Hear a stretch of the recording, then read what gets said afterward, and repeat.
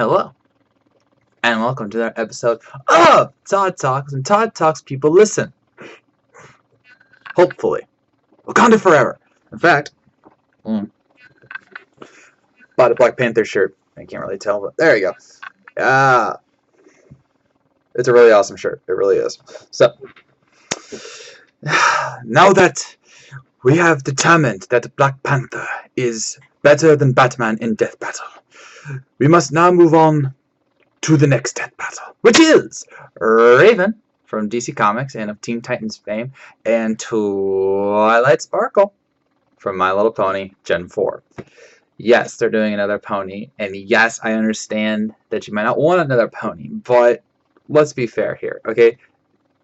While My Little Pony may be, a kids franchise, aren't a lot of these kids franchises. Why don't you say Mario is a kids franchise, okay? And just because you don't like My Little Pony doesn't mean that they can't be in death battle, okay? Starscream versus, Rainbow Dash, that was actually pretty cool, and Pinkie Pie versus Deadpool was funny. I have greatly warmed up to that one. And you got to realize that they understand that what you're saying, the novelty of the ponies has worn off, and that's why Ben in the last Death Battle cast said that he didn't want Twilight Sparkle in the fight unless it was a truly good matchup, and sure enough, it was for them. So they made it, and now we're just days away from finding out who's better between Twilight Sparkle and Raven. If you still have doubts, I seriously suggest going to the most recent Death Battle cast and watching that. They greatly explain why they're doing this and why you honestly should accept this matchup. It honestly is really, really good. And doing my research, this is going to be a really close contest. And they said that in the DB cast. It's like, this is a really close matchup. So let's break it down. Raven, longtime DC Comics member, character, I should say. One of the original Teen Titans, one of the most prominent Teen Titans, one of the most fan favorite Teen Titans, especially because of the TV series. The original, not Go. Not that Go is a bad thing. It's just not the same. But she is the daughter of Trigon, who is an interdimensional demon, and a human woman, usually called Arella, and some other names depending on their continuity. She was born with one purpose. She was born to be a gateway for Trigon to enter Earth and conquer it. Now you might be thinking, well, if he's already given birth to her, how does that work? It's comics. Just roll with it. Okay, but basically she was meant to be this little gateway to destruction. But her mother got wise and decided to protect her, so she took Raven to this planet known as Azarath. Yeah, you might know that. Remember that name. Where she trained with holy monks to, let's just say, contain her power. And she learned to control her emotions, which is where her power derives from.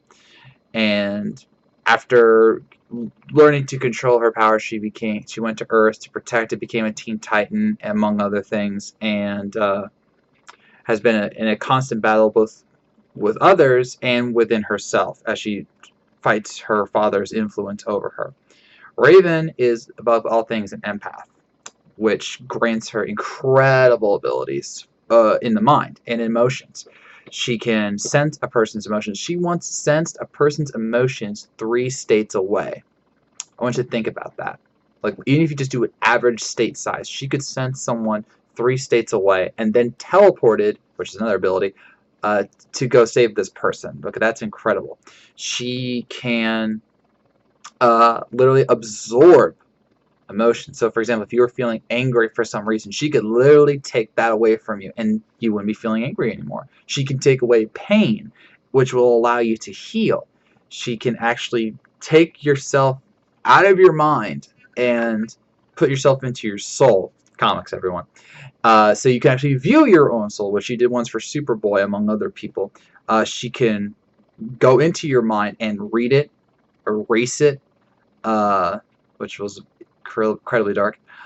She can know what you're thinking at times. Her abilities are insane, and that's not even talking about her soul self, which is this projection of her powers, which usually takes the form of a raven, which is how she got her name. And the soul self is insanely powerful. It can fly. It can consume people. It can trap people within. She can trap people within the soul self. Uh, she she uses it to she can use it to see people's minds and see what they're thinking. Which, if you remember the Teen Titans cartoons, what happened in the Slade hallucination episode, she uh, she can use it in so many different ways. It's actually quite scary. And that's still not talking about all of her other abilities. She can teleport. She can levitate. She's a telekinetic. Azrath Metrion Zinthos. But she's also a master sorceress. Between her comics, comics lore, I should say, and if you remember the Teen Titans cartoon, she has learned an incredible amount of spells. Now, because of her penchant for keeping herself under control, let's call it that, she doesn't use these spells as often as you might think. And that's not a detriment to her, it's just she doesn't like using them because sometimes they can be incredibly powerful. In one case, she lost control of her powers and used incredibly dark magic to subdue the Teen Titans. And then if you remember a certain episode of Teen Titans, she used a spell thinking it would do one thing and then realizing all too late that it would do another. And that's why unless she knows definitively what this can do and how it will affect her and others, she doesn't like using these spells. But she still knows plenty. So you have to keep that in mind. She can raise force fields. She can protect people. She was able to switch a person's powers once. Like, she was able to take powers from one person and put it into another. Using her soul self, she was able to defeat an army of demons. She absolutely destroyed some cultists. She could sense her sniper like a long way away, which I know is not as long as 3 states, but I mean, this was, someone who was just trying to do his job, and she totally found him, he was hiding. It doesn't matter to Raven. Now, the thing about Raven is that she's incredibly withdrawn, which, again, if you know the series or the comics, you'll know this to be true. She doesn't like to socialize with people. It's not her nature. She's been trained to be this stoic, there's a good word, stoic figure, not show emotions, not get too involved in things, but she can't help it at times. And that's how some of her greatest friendships have formed, both in the original continuity and the New 52 with the New Titans. But the problem is that she has a limit. And by limit, I don't mean like power limit, I mean emotional limit. Because when Raven loses it, Trigon comes out. Because remember, she is a literal spawn of Trigon. And because of that, if she gets too emotional, Trigon's, it's called essence, can take over. And she can become the literal embodiment of what she's meant to be, the gateway to destruction. And using this power, which has happened multiple times in the comics and even the TV show, her powers just magnify. She was once able to defeat every single one of her brothers who were also spawns of Trigon. Then she was able to beat all the Teen Titans, including Robin, Starfire, Beast Boy, Cyborg, Flash, which I believe was Wally West at the time, completely immobilize them, and then transform them into the 7 Deadly Sins. Comics, people. So if you get her upset, you are kind of screwed. But there's a contrast to this.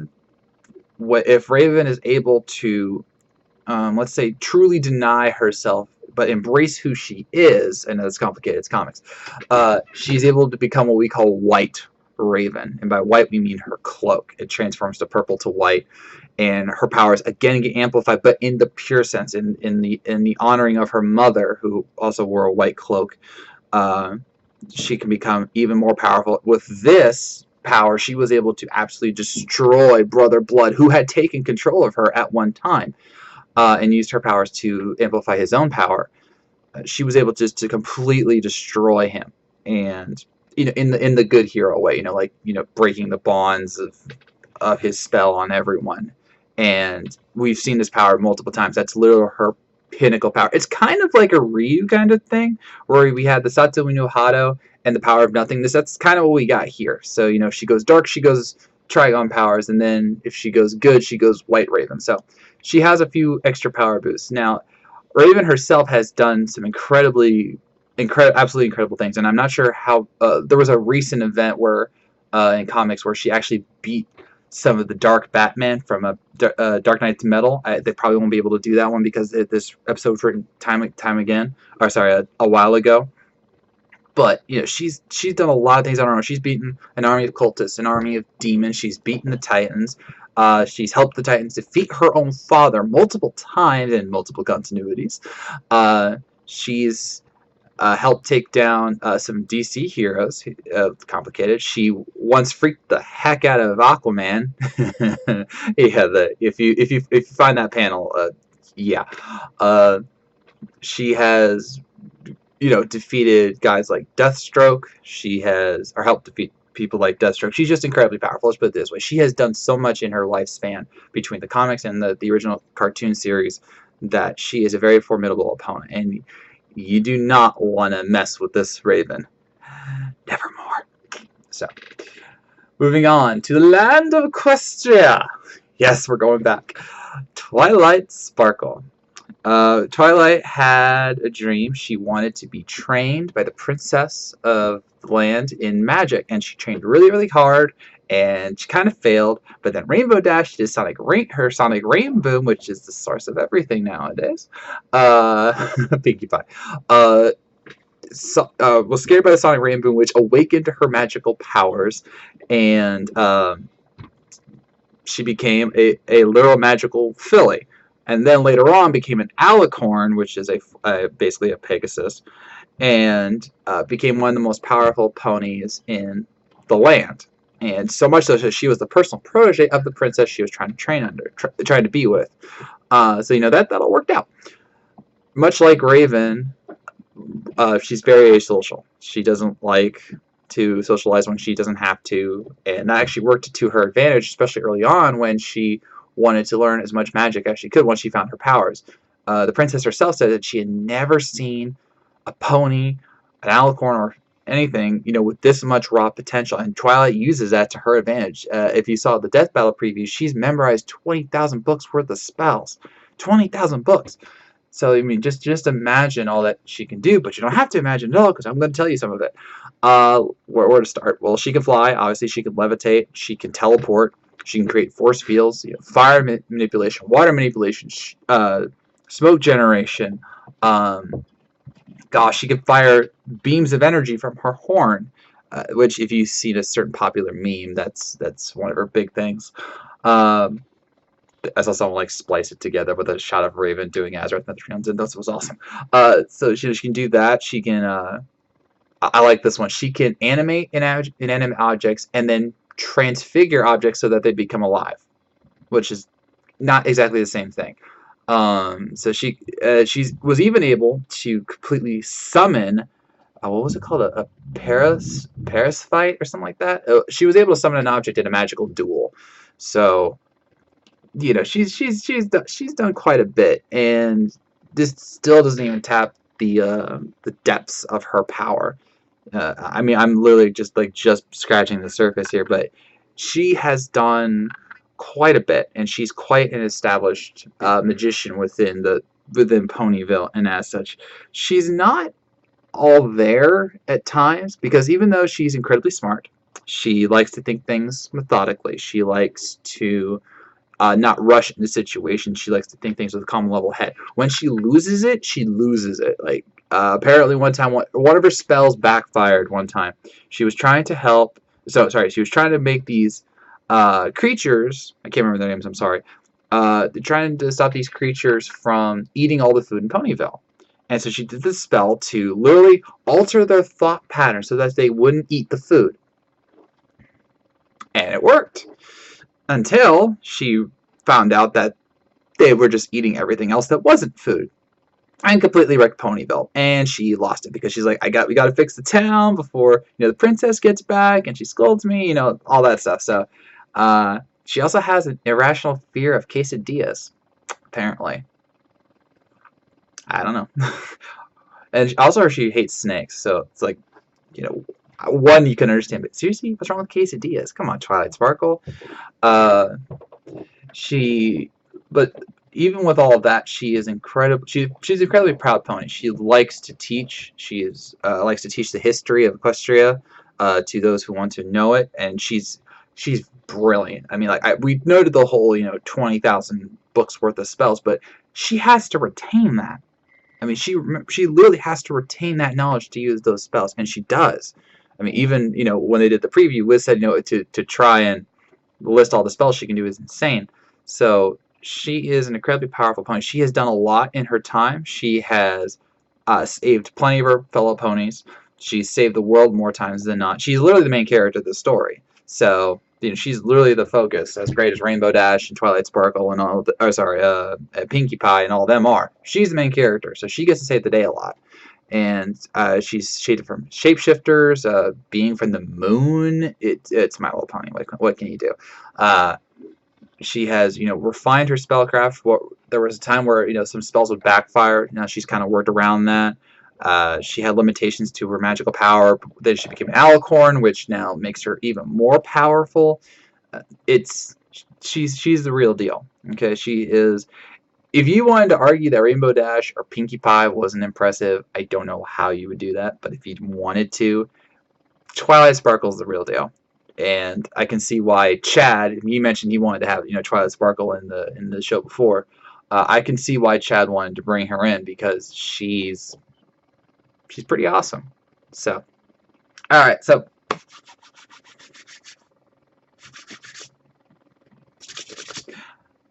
who's gonna win? This is close. I noted on the Screw Attack forums that this is not going to be a battle of strength, which is like, well, it's not supposed to be about strength. Well, it kind of is, and it's not about, say, strength of spell. It's kind of strength of how many spells do you know. And this is where it gets complicated, because you could argue that Twilight Sparkle, based on the definitive fact of she read 20,000 books worth of spells, an entire library of spell books, that she has more spells than Raven. However, Raven has shown her ability to use spells that she doesn't regularly use, and that balances out. Not to mention that while Twilight Sparkle is a great scholar sorceress, Raven is also an empath. So does that balance out? Raven has her soul self. Does that balance out? It's really close. Okay, because they both can teleport. So the speed thing isn't an issue. Raven can do force fields. Twilight Sparkle can do force fields. Twilight Sparkle can summon elements. Raven, I think, has been able to do that, but I don't hold me to it. Again, it's really close. So who's going to edge out? This is complicated, because I feel that because of Raven's empathic abilities, like nowhere did I find that Twilight Sparkle had mental protection. Like, if you recall Superman versus Goku, he trained in mental barrier protection so that no one could take over his mind, which is a very logical thing to do given his power level. Over 9,000! No, so that's the real question here. Can Raven get into Twilight's mind? And if she does, will she be able to wreck it? I kind of think she does. And again, she went up against Brother Blood, who is a very powerful villain, and she was able to wreck him in the White Raven form. She was able to use, when she got angry and went full Trigon mode, she was able to take out every single Titan. Now, none of them were telepaths, but they were still incredibly strong, and she was able to morph them to her will. Now, in contrast, Twilight Sparkle has the ability to make a person fall in love with something. And so the question is, would that affect Raven? I'm not sure it would, if for no other reason than Raven has been trained to harness her emotions and not fall victim to them. Although, as I've said before, she can do that. I also think that her soul self, which is completely detached from her body, will not be affected by that. So you could argue that the spell could hit, and then Raven could separate herself and go use the soul self to destroy Twilight Sparkle before coming back to her body. Like I said, it's really close, because these gals really balance each other out. But if we're going off of raw ability, like not spell power, but just raw ability, I'm going to have to go with Raven. if again for no other reason than her empathic ability, she could literally take emotions away from people. So in that sense, you could say that Raven could actually take away her confidence, which I'm not sure she's ever done before. But it raises an interesting question because she's taken away pain, and she's taken away anger, and she's taken away fear. So does that mean she could take away like pride and confidence? I don't know. But if she could, then then Twilight would fall into her kind of wreck form, as I noted before, where she's not as confident as she wants to be, and that could leave her up into a devastating attack. It's really close, but I'm gonna have to pick Raven to win this and to break the pony streak. Now, again, this is not against pony. I like pony. Remember, I picked Pinkie Pie against Deadpool, and I kind of won because it was a tie. And I probably would have picked Rainbow Dash after I learned what I did about her. So there you go. I have nothing against the ponies. I'm apparently slowly becoming a brony because I like Rainbow Dash and Pinkie Pie. And I'm starting to dig Twilight Sparkle now, so we know what's wrong with me. Cursey Death Battle. So yeah, I'm gonna pick Raven to beat Twilight Sparkle, and we'll see next Wednesday whether that actually comes true. So with that, I am ending this episode of Todd Talk. Who do you think is going to win between Raven and Twilight Sparkle, and why? Let me know in the comments below, and then go ahead and give me your predictions on what the next death battle is going to be, because it's Torian's battle. They've waited 3 episodes to get to Torian, so we're definitely going to get something good. So stay tuned next week when I do the reaction video, and hopefully freak out over who Torian's going to animate next. So, thank you for watching. If you made it this far, I know you were listening, and I will see you around.